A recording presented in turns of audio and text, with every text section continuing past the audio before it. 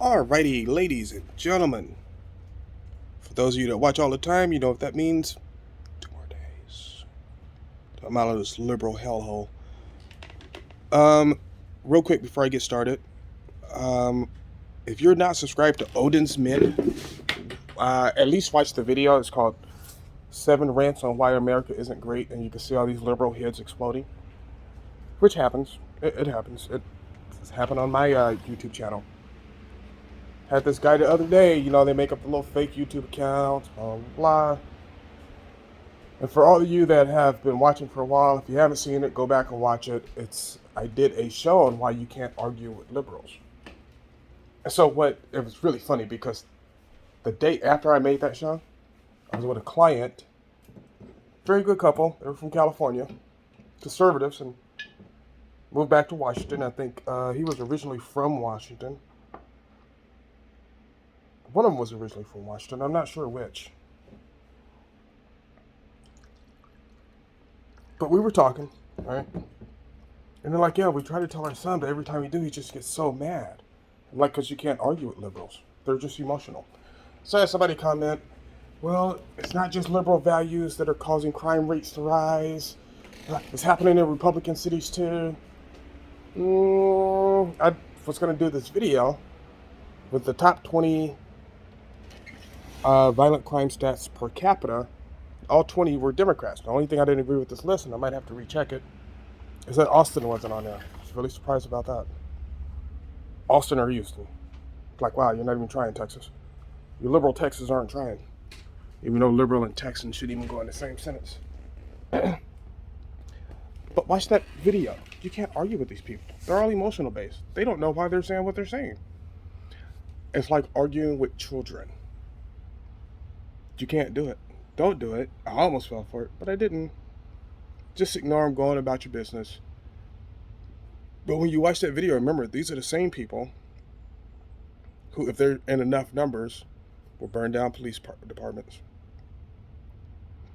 will try to burn down your house, will attack your family, will attack you, your wife, and kids in the street.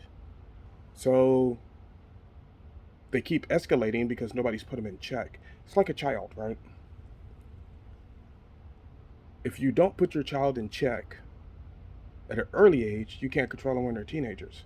So now we have all these unchecked children, teenagers, adults, and that's the steps they've gone through without being unchecked. And now they just scream and yell because they haven't been put in check. Well,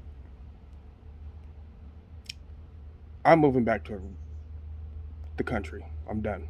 I was thinking about actually moving to the desert, which might be our next stop after this. Might move to the desert. It's time to start putting them in check. And I say this, and this is your right. If somebody threatens you or your family, your home, do what you got to do. Why wouldn't you? Why? Because they're yelling and screaming like kids? No, go and put a round in that ass. Call it a day. Castle doctrine. In most states, check your state laws, but in most states you have the right to do that. So protect you, your family. Don't argue with liberals. It's not even worth it. They're a bunch of pansy ass losers who have no idea what life's really about. And if you watch it, it's usually these young 20 somethings, right? So also check out the Officer Tatum show. So I went hard on the two cop killers whose mother was like, oh, and I wish my office was shut up or set up. I have all my video equipment packed away, so I can't interject videos right now, and I really kind of regret that. But go back and look at that. Go back and look. I went really hard on the mother and the sons. Officer Tatum went even harder. It's like, wow. And he did it with a lot less colorful language than I did. I was really pissed about that. Really a damn shame. But no, don't worry with these liberals. You can't argue with them, even if they're your brother, sister, son, daughter, uncle, aunt. Let them go live in their liberal hells. Top 20 cities for violent crime rates this year. This is insane.